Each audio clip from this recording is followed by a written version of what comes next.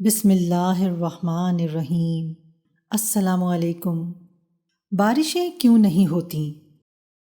رسول اللہ صلی اللہ علیہ وآلہ وسلم نے ارشاد فرمایا، جب لوگ ناپ تول میں کمی کرنے لگ جاتے ہیں تو وہ قحط، معاشی تنگی اور اپنے حکمرانوں کی زیادتی کا شکار ہو جاتے ہیں۔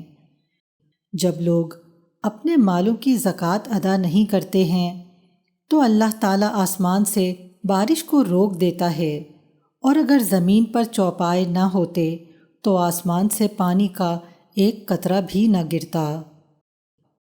قرآن کی روشنی میں بارشیں نہ ہونے کی 4 بڑی وجوہات: صراط مستقیم سے ہٹ کر زندگی گزارنا، بے ایمانی اور اللہ تعالیٰ سے بے خوفی کے سبب، ذکر الہی سے روگردانی اختیار کرنا، اور گناہوں اور معاصی کا ارتکاب کرنا۔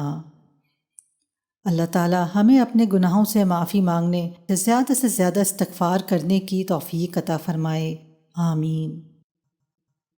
مزید اچھی ویڈیوز کے لیے ہمارا چینل سبسکرائب کریں اور بیل نوٹیفیکیشن بھی آن کر دیں۔